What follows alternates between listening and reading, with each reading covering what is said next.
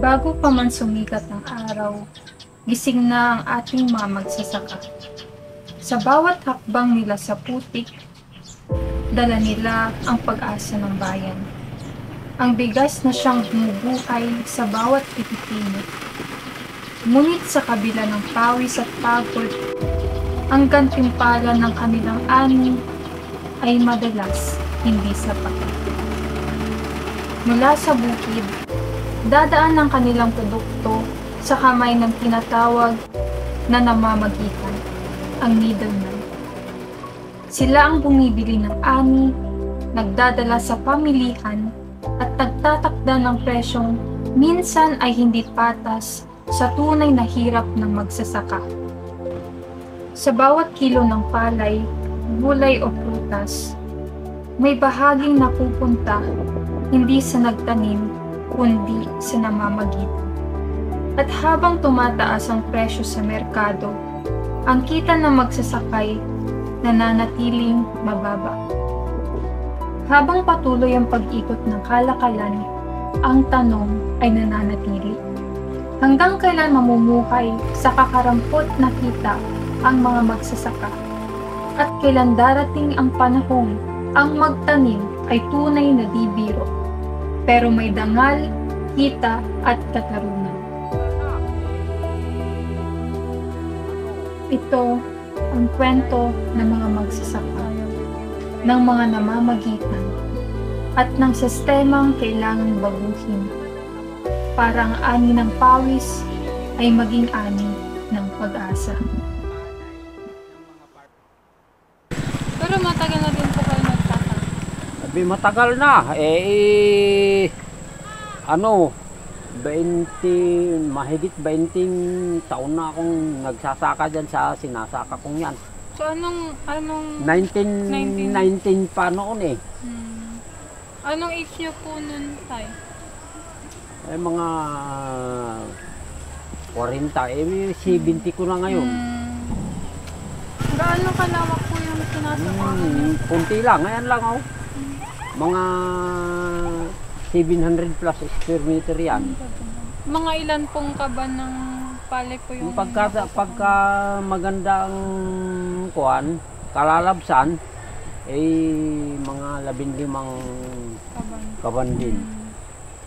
Pero nababawi niyo po ba yung gastos niyo kung sinabi niyo 7 pesos Nakaw, po isang kilo? pagka hindi mo ipikit yung mata mo, hindi mo mararamdaman yung kuwan na yan. Hindi katulad sa maluluwang ang saka. Ayun, may pag-asa pa na kuwan. Kasi ini-stock nila yung palay nila pagka yung Mahal na tsaka po nila mahal na iba. saka nila kuwan May Binibinta. may natutubo pa po ba kayo kung ganun po kamura? mayroon naman kumo ako pangkain lang. Grabe. Pangkain So parang lang nagsasaka lang po kayo para may stock po kayo na Oo, kakainin. para may kakain. Pero Ganun, hanggat hindi maubos. Kung naubos na, hindi bibili.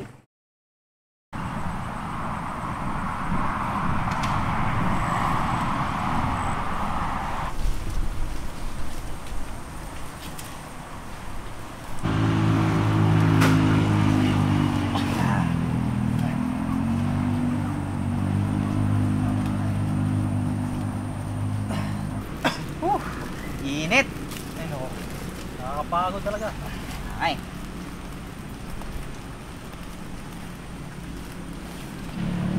Tay, wala makikiraan ko. Tay, ito tubig ko. Hindi naman po, nagpahinga po kayo. Sobrang init po. Ako itay. Bigat ang trabaho pero sa bigat nakakuha ng pintahan.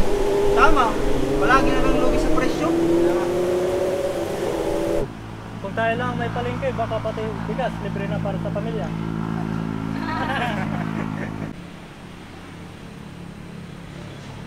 Pero sa totoo lang, kahit tumawa pa tayo, tayo pa rin lugi. Gusto kong makatulong dito. Pwede nung kaya ko, gagawin ko. Matagal lang ganito, Bata pa lang ako, ganito na ang kalakaran. Pero hanggang kailan? Pawis natin, sila ang yumayaman. Sige na, tara na.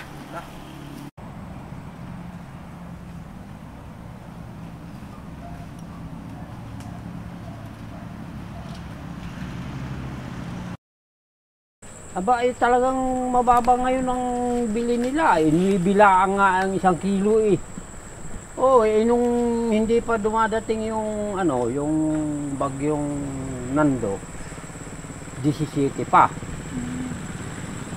Nung dumating na, biglang naging 9 na. Kaya medyo lugi kami ngayon. Baka sakali sa susunod, medyo makabawi. Sugal po talaga po, no? Talagang sadyang ganyan. Pero bakit po patuloy pa din po kayo nagsasaka eh? Aba, Konti lang po. Siyempre, kung hindi mo naman pabayaan, kukunin sa iyo yung sinasaka mo, di wala na. Ay, hindi po sa inyo yung lupa. Hindi sa akin yan, lupang yan. Paano po yun? Babayadan nyo na naman po yung may-ari pag Hindi, bibigyan ko lang siya ng palay. Palay.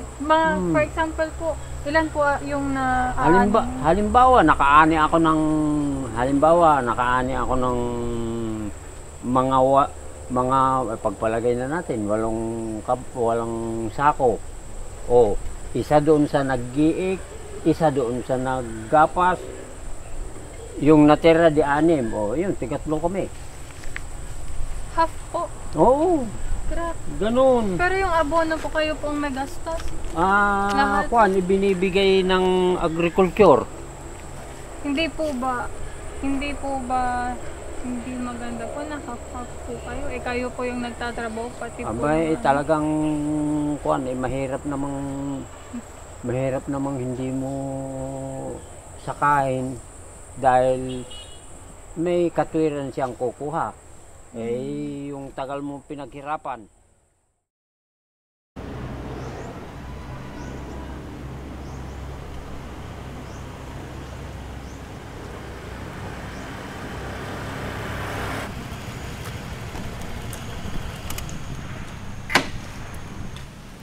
Nandiyan na pala kayo mga pre. Tara, punta na natin yung mga magsasaka. Tapos na sila nag-ani.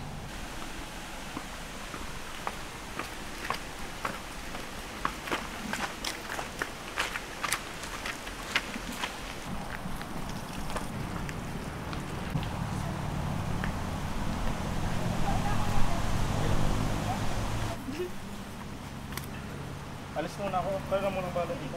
Sige. Ingat.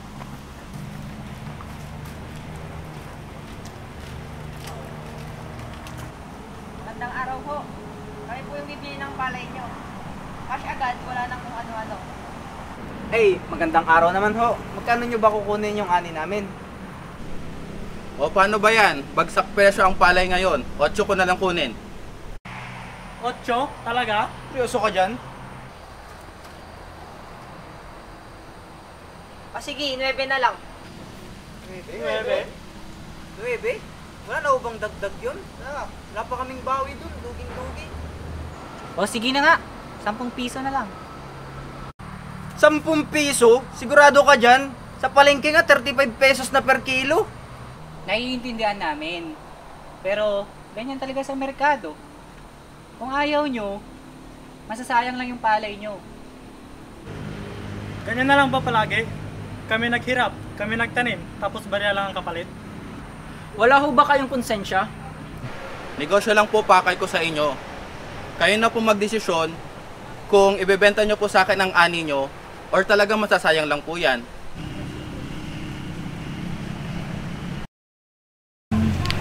Mga ilang years na po kayong nagsasaka?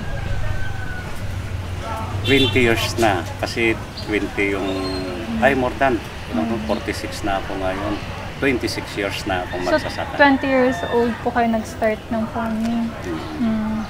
Mga ilang kaban po ng palay pag nagka-harvest po kayo? 180. Maganda na po yun.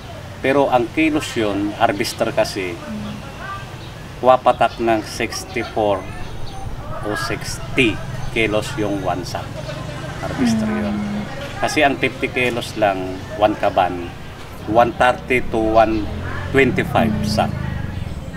Magkano po yung pagbenta nyo po isang kilo? Yung farmers ko nagbenta ng 11 per kilo. Dito sa Aguo, wala pa nagbumibili ng 8 to 7. 11, 10. 11, 10. Yun na po yung pinakamababa pagkaka-harvest lang.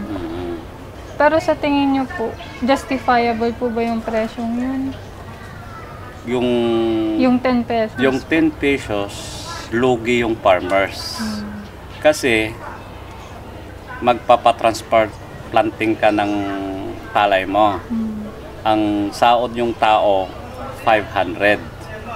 Yung 1 hectare, 10 na tao po ang magtatanim. Maghapon yun, 5 times mo ng 500. Tapos yung magsisik ka pa ng tao. Tapos yung abono, fertilizer, luging-lugi, kalahati.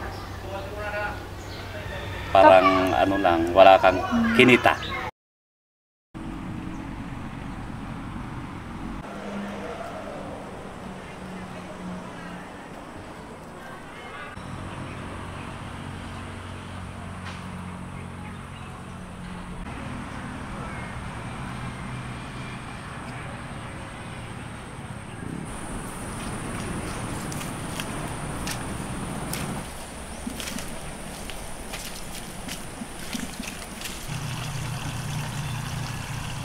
Magmerienda muna kayo.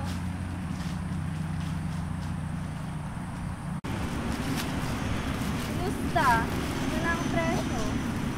Wala nga eh. Hanggang 10 piso lang daw kada kilo. Anak ng kulang pa pang gastos sa bahay. Ano ba naman yan? Lugi na naman.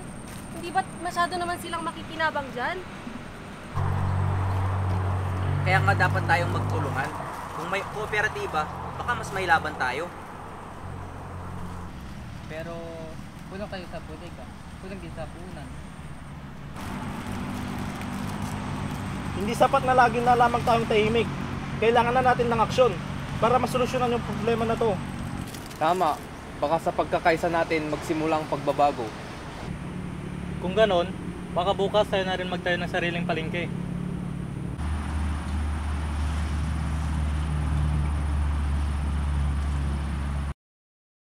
Ano po yung perception nyo po sa mga middlemen? Hindi po ba, sa tingin nyo po ba, makatarungan po yung pagpataw nila ng ganong presyo? Eh di ba po minsan po, bumibili po sila sa murang halaga tapos ang ginagawa po nila, hinuhoard po nila yun. Yun ang problema kasi hindi natin masisisi kasi sila. Kasi ang problema kasi yan, kasalanan ng gobyerno natin.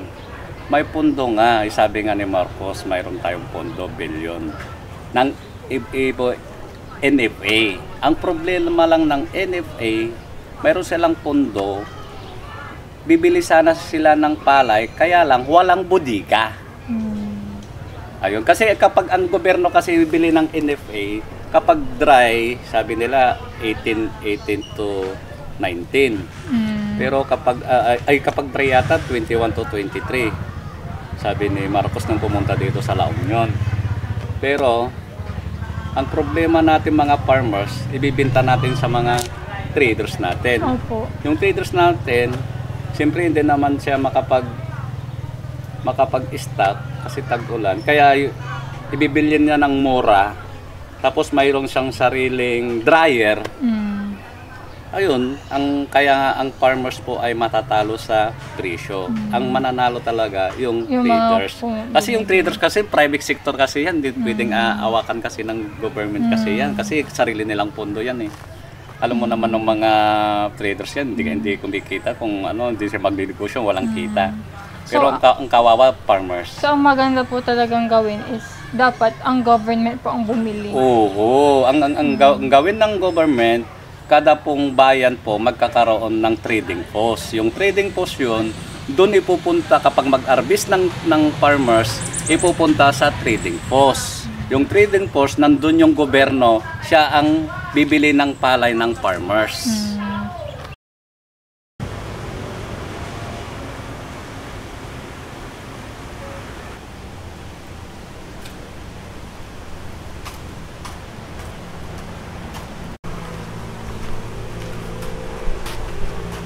Ikaw po ba si Robin?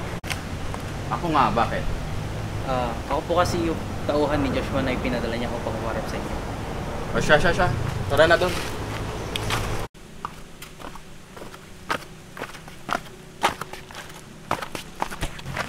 O bakit wala nga ba si Joshua? May pinuntan po kasi importante. Dala mo na ba yung pera? Oo, dala ko na. Ito po.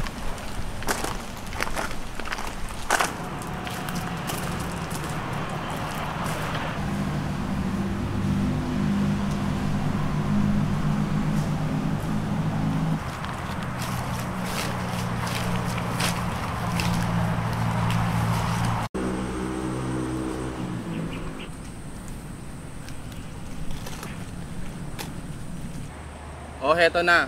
Bilhin ko ani nyo 10 piso kada kilo. Cash to, walang bawas. Huwag na kayo mag-isip pa. Baka mabulok lang yung palay. Kaysa masayang, benta nyo na sa amin.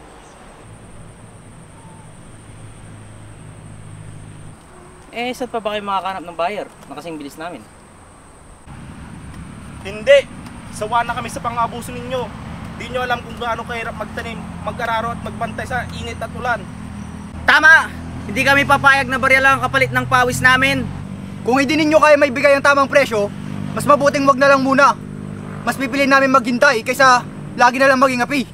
Hindi kami alipin ng sistema ninyo. Kami ang nagtatanim, kaya dapat kami rin ang makinabang. Bahala na kayo. Basta wag lang kayo magsisisi sa huli.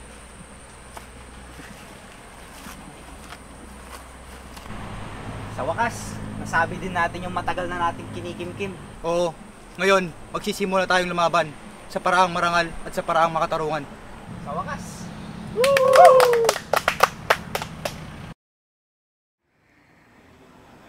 Paulit nga.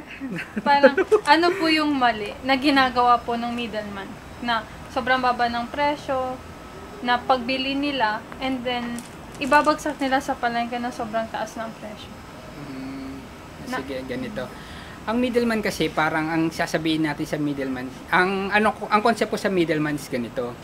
Wala silang puhunan, pero ang puhunan lang nila is bilhin lang nila yung palay sa farmer na napakamura tapos ibebenta nilang napakamahal.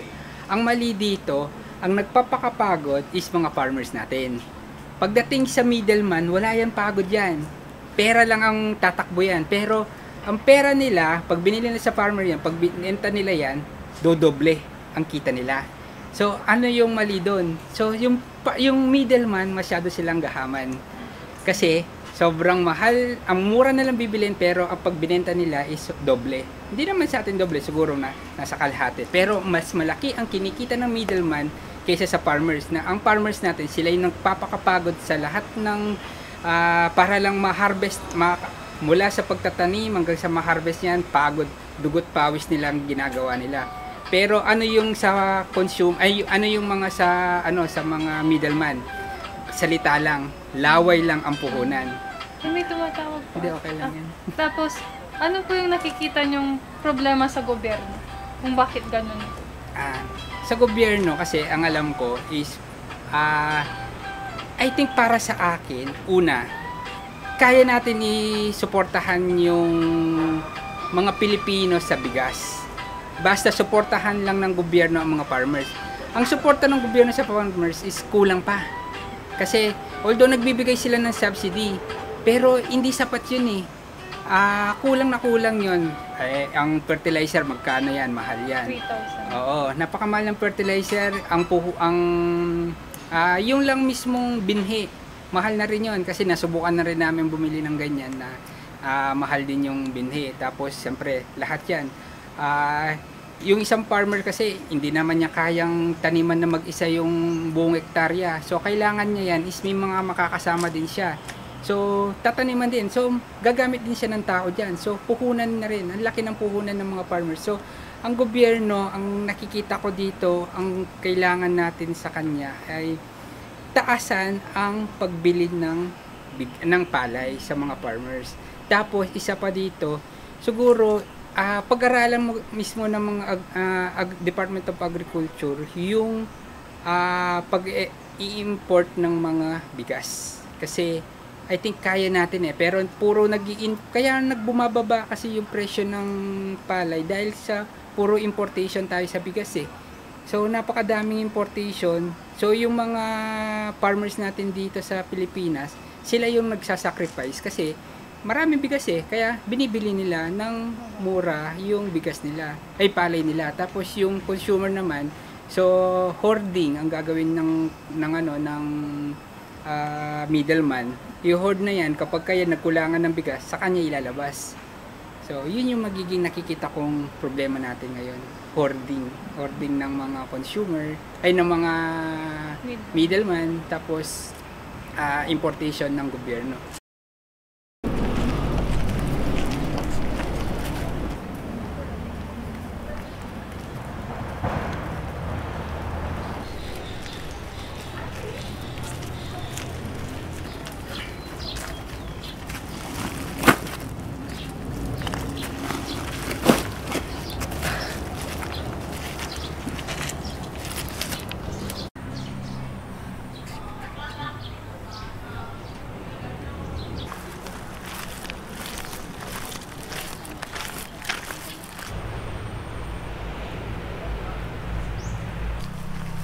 Kuya, bakit ganito kamahal ang bigas sa palengke? Sabi ni nanay, mura lang daw sa mga magsasaka. Di kasi ading bago makarating sa palengke, dumadaan muna sa mga middleman. Middleman? Ano po yun? Ang middleman ading ay ang mga taong namamagitan sa mga magsasaka at sa mga tindahan. Sila ang mga bumibili ng ani sa murang halaga, tapos binibenta nila sa mga mamimili ng sobrang taas. Kaya kahit hindi sila nagtanim, sila ang mas kumikita. Tama.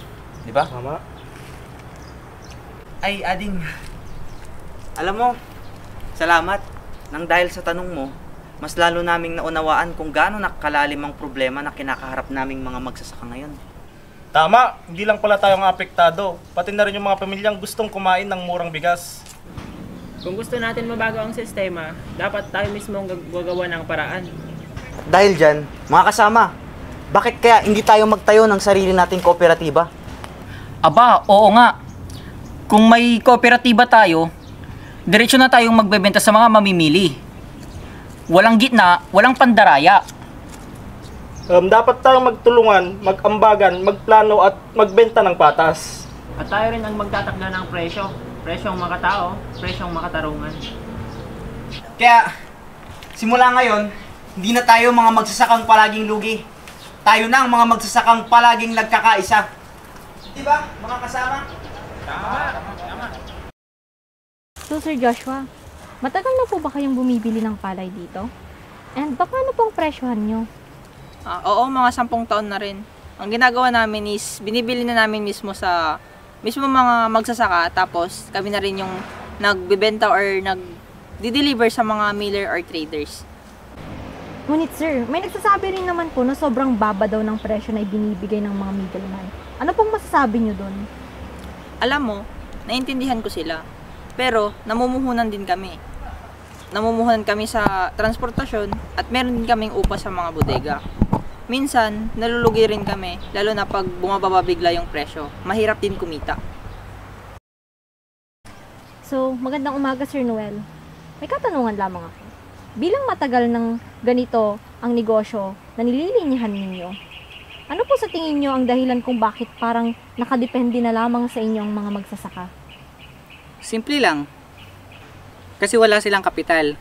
Kumbaga, kami unang nagbibigay ng pabayad o pautang para may tanim sila. Pero kapag anihan naman na, ang ibabayad naman nila sa utang nila sa amin is palay din lang. So, ang ibig nyo pong sabihin ay parang nakatali na lamang sila sa inyo? Hindi naman sa ganun. Tulungan din yan. Pero syempre, kailangan din naman namin kumita. Lahat naman kami dito gustong mabuhay. Maging magsasaka man o middleman. Sir Robin, kayo po ang nagsusupply sa mga rice mill at wholesalers. Ano pong masasabi nyo sa sinasabi ng iba na kayo raw po ang kumikita ng malaki, samantalang pawis naman iyon ng mga magsasaka? Hindi totoo na yung buo. Oo, kumikita din kami. Pero isipin mo yung risk na ginagawa namin para sa magsasaka. Halimbawa, sa merkado kapag bumaba yung bigas, kami din yung malulugi. Pero syempre, aminado naman ako na meron na yung mga middleman na sadyang binababa ang presyo, gayon pa man ng mga mamimili na nagkakaroon na ng sama ng loob sa kanila. Kung may pagkakataon po na direkta ng makakapagbenta ang ating mga magsasaka sa merkado, suportahan niyo po ba yun? Bakit hindi? Basta patas ang laban. Sa totoo lang, ang sistema lang naman ang hindi handa, katulad ng transportasyon, infrastruktura at kung ano-ano pa.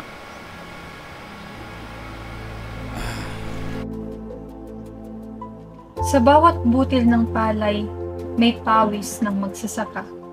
Ngunit sa bawat tubo, may kamay ng namamagitan.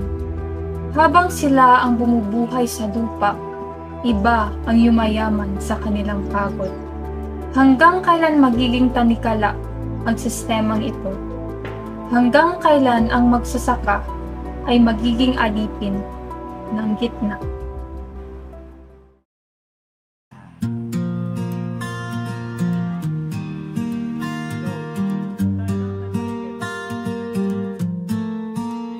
Sa ilalim ng araw, pawis ang puhunan, binubungkal ang lupa, umaasang may laman. But when harvest comes, it's not joy they feel, 'cause someone else decides the value of their meal. Sila ang nagtanim, sila ang naghintay, pero ba ang kumita dahil sa kasakimang kanilang taglay? Middleman, bakit ganito ang sistema? Ikaw ang may presyo, kami ang may problema. Hindi kami papayag na barya lang kami. Sa gabi nagdarasal, nasanay sila naman ay unahin at ipagdarasal. Kung hindi ninyo kaya may bigay ang tamang presyo, mas mabuting wag na lang muna. Mas pipili namin maghintay kaysa sa bahala na kayo. Basta wag lang kayo magtitis sa uli. Ang tubo na pupunta sa taong walang sakripisyo, walang awa. They hold the power, they set the rate, while farmers drown beneath to the unfair weight. Kung wala ang magsasaka, saan manggagaling ang pagkain? Pero bakit sila ang laging lugi, laging alipin? Let the soil speak, let the truth be known. The hands that feed us deserve a throne. Middlemen, kung hindi ninyo may bigay ang tamang presyo, the voice of the land, ang magsasaka'y bayani, not just a helping hand. Break the chain, let justice reign. Sa bawat bitil ng palay, sila'y may karapatang tunay.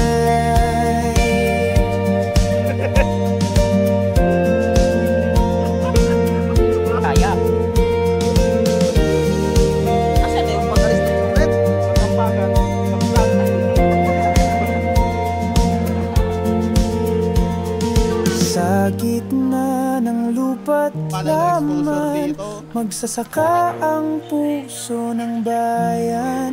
Let them rise, let them shine.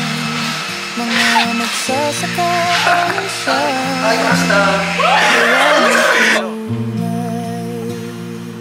Iyak na! Gagi kayo! Ayan, napasarap. Tangan! Sinisipon na!